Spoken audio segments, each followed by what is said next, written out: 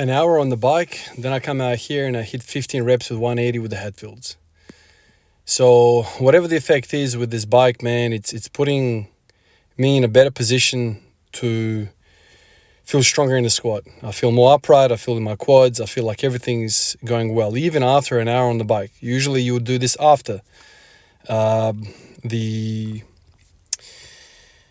squatting. So usually strength comes first. But for me, man, like right now, I'm just thinking to myself, it doesn't really matter. I'm not testing. I'm not chasing. I'm just simply doing the bike. And that's kind of, I'm looking forward to it every single day. I think today's day 4 in a row of doing it, just an hour on the bike. My legs feel freaking amazing. You know, I've been chatting to some of you guys through Patreon and whatnot, going back and forth. And like I've been saying, man, this bike business, like if you've got some knee issues, hip issues, ITB issues, you know, I've had sore freaking calves from the running recently. Just get on the bike and get the blood, man. Get the blood. I'm talking to myself. I've spent so much of my time thinking about, stretching this, stretching that, activating this, activating that. Now I'm kind of thinking, man, you can address a lot of these things simply just sending your resources to that tissue. Something like low, effort, steady state cardio, like a bike. It just does wonders to you, man. It just the pump is not unreal like it is doing the 180 for 15 today. Like that is an unreal pump. But it's a short-lived pump and it's under huge amount of tension. It's short-lived. There's a big occlusion because of the pump, because of the tension. And then, it kind of dissipates after a little while. When you're on the bike for 1 hour, each rep, you are essentially just bringing blood to the muscle, and then like each revolution of those pedals, there's another rep and another rep and another rep, and it just keeps going in circles, and just basically bathing all of that tissue in blood for an hour. It's low impact. It's not like running where there's no way I could run for an hour now. I think both of my Achilles would tear off the bone.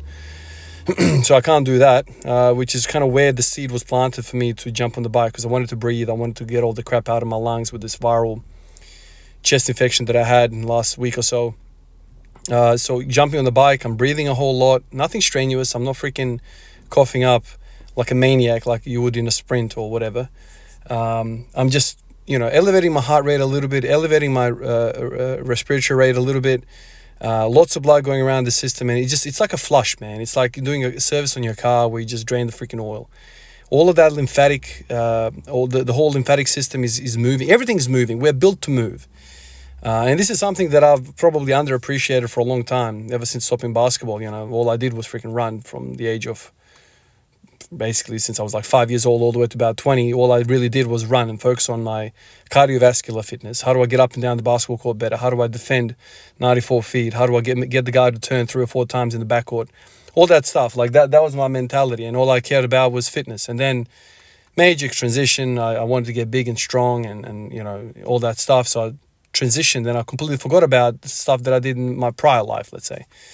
But now, like on the other end, I'm like, man, there's a lot of value in that. A lot of value. It's so cheap.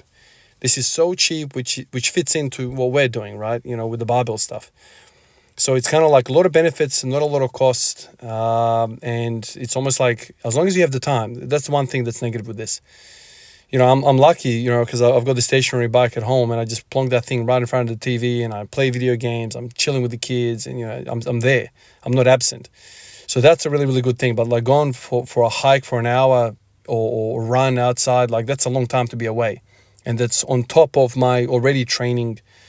Probably a minimum of 7 hours a week. If I do an hour session every single day, 7 days a week, it's probably more than that. It's probably closer to 10 a week. And now I'm putting another 7 hours on top of that on the bike. Now we're getting into like professional level stuff. Like I don't have the time for that. But if I can get on the bike with the kids, watch the TV, chill out, throw the basketball around, do all of that stuff with them while on the bike, that's pretty cool. I can babysit, right? I'll have the baby right next to me, cycling, baby wants something, get up, take care of it, whatever, blah, blah, blah, blah, get back on it, blah, blah, blah, blah. Sometimes the baby will say, you've had enough, mate. You need to hug me. You can even hug the baby on the bike, right? You can hold the bike, So that's what I really like about it. It doesn't cost me too much of anything. It's super flexible, and it's making me feel freaking amazing. My hips feel amazing. Everything feels amazing. I've just to let you know, I've stopped doing all of the abduction exercises. I've stopped doing all of the prehab stuff that I was doing when I was doing the 180s, because I feel like this biking is doing that with the rest of the effect. So that's how special it is. I'm not doing abduction work. I'm not doing any of that. And I still feel amazing. I'm still getting after it with the Hatfield. So let's see how it goes. Let's see when I get back to the straight bar how it all feels.